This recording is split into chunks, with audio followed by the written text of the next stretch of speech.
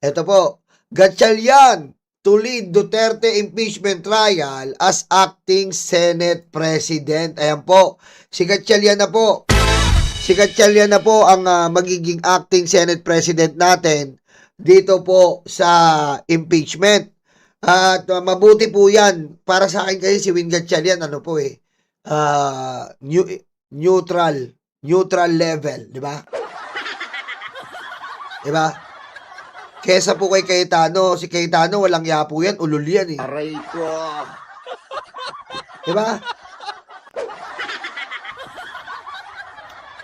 Kaya ako naniniwala po ako na dapat po talaga hindi na mabigyan ng anumang halimbawa magkakaroon uli ng kodita. Siguro wala nang kodita niyan hanggang 2028 diyan sa Senado. Kasi napapagod na yung taong bayan eh. Pagod na yung taong bayan, biro mo okay na tayo kay Tito Soto, pinalitan pa ni Cayetano, biro mo nagkagulo-gulo. Diba? Nagkagulo-gulo po. Sobrang gulo nung pumalit si Cayetano. Tapos nagkaroon po tayo ng scripted na under attack. Aray ko. Diba? Under attack daw yung Senado. Putang ina, wala naman. Anong klase yan? Doon pa lang po, wala nang credibility to si Cayetano eh. Doon pa lang po, hindi na dapat pinapaniwalaan to. Dapat to, pinapasubo to sa Committee on Ethics eh. Talaga. Kung saan anak ng bombero.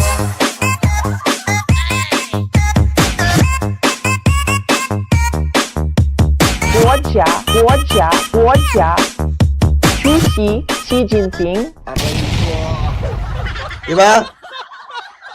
Dapat to si Cayetano, pinapasubo po to sa Committee on Ethics para magtanda. At sama na mga po natin to, SOCMED personality Franco Mabanta NAB for Martin Romualdez extort try. Ha? Talagang hindi po tumitigil. Hindi po tumitigil to si Mabantang Mabantot. Nakatsupaan ni Baste. Aray ko. Diba? Ito pong katabi sa kama ni Baste na nagsusubuan sila ng kanilang mahiwagang batuta. Aray ko. At rumarampa po sila, Rumarampa yan sa Hong Kong para kumuha ng mahiwagang lalaki. Aray ko. Hindi po tumitigil. Kung ano-ano pa po sinasabi ngayon, na kesyo ganito. At ang malupit po dito, umamin po siyang addict po siya. Addict po siya nung panahon ng Duterte, noong 2020. Bakit hindi po pinatay? Yan. Yan ang sinasabi ko sa inyo. Di ba? May pinipili sa panahon ni Digong. Dapat si Mabanta pinatay na po to. Addict pala siya nun eh. Oh. Sabi ko sa inyo dapat pinatay na rin to. Kaso hindi po kasi nga po kaibigan. Aray ko. Di ba? Pag kaibigan, safe ka. Ganyan lang ugaling Duterte. Pero pag kalaban ka, patay ka. Aray ko. Hindi, di ba? Ngayon po, si Mabanta po, imbis na manahimik, ay nag-iingay po.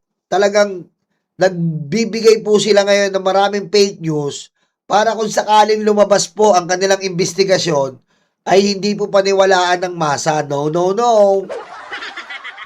Wala kayong maluloko dito, boy. Matindi kayo mag-extort 75 million with maleta. Aray ko. 75 million with maleta. Ano ba sabi ni Matibag? Ito pa, Matibag NBI to also Zoo Mike Defensor over human trafficking case. Ayan, pati po si Mike Defensor na nag-aalaga po ng may hiwagang puday sa aquarium. Aray ko. Yan. Pati po si Mike Defensor. Tapos sasabihin nila martial law. Kung wala kang kaso, 'di ba? Kung wala kang kaso, doon ka umangal. Kaso po may mga kaso, si Mabanta po, extortion. si Mike Defensor po, siya po ang nagkakanlong ng iba't ibang single mommies na puday. Di ba? Kinukulong niya po to sa aquarium para po pagkakitaan. Aray ko. Di ba? Shout out, Kat at Alona. Di ba? Kinukulong niya po sa aquarium ang mga puday. Bawa single mommies ka. Oy, single mom ka. Opo. Punta ka sa aquarium. Yan.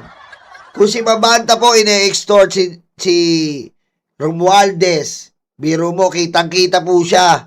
Siya pa ang tumanggap ng pera, di-deny pa ang putang inan to. Aray ko. Oh. Di-deny pa ang putang ina. Yung pala, extortionist. Tapos ang kapal pa, na-take down yung video nila. Yun lang pala yung collection ng mga mainstream media video. Aray ko. Diba? Collection ng mga mainstream media video. Kupal din eh. Aray ko. Oh. Ngayon, na-take down. Ngayon, ang dami sinasabi ni Mabanta na kesyo ganito si Martin Romualdez. Tulungan nyo kami i-take down si Martin Romualdez. Pagpakita mo na kayo ng ebidensya. Hindi puro dakdak. Puro dakdak eh. Wala pa tayong ebidensya, dakdakan ng dakdak, fake news ng fake news, galawang Duterte, galawang Sara, galawang Digong, tanim ebidensya, putang ina nyo. Aray ko. Dumako naman tayo dito kay Defensor. Pinagbibigyan ng tigli 5 milyon ang mga Marines. Nung una hindi daw siya kasama diyan, pero hinatid ng asawa niya 'yan. Hindi daw siya kasama sa Marines na marites na tong mga kargador na to doon sa Prescon. Yung pala, sasakyan niya ang ginamit. Huling-huli ni Trillanes. Aray ko. Diba? At bukod doon, natagpuan ng NBI yung Chicago Bar. Ano mo ba yung Chicago Bar? May aquarium, may puday. Ang ginagawa? Binibenta ang puday. Patayin mo si BBM. No joke.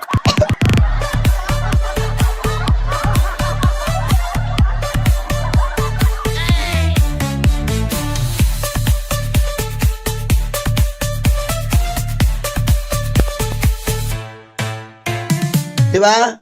Nagbebenta po siya ng mga tahong. Diba?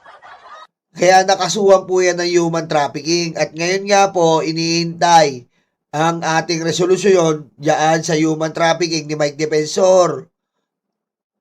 Kaya ang lakas manira sa gobyerno kasi may ginagawang illegal. Aray ko. Diba? Kita nyo po, no?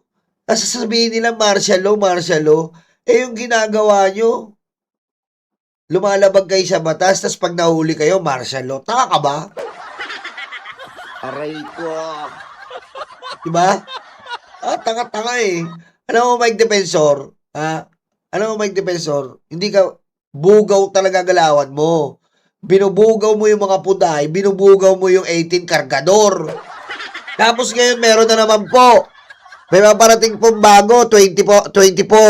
May maparating pang 7. Usang inang bugaw to.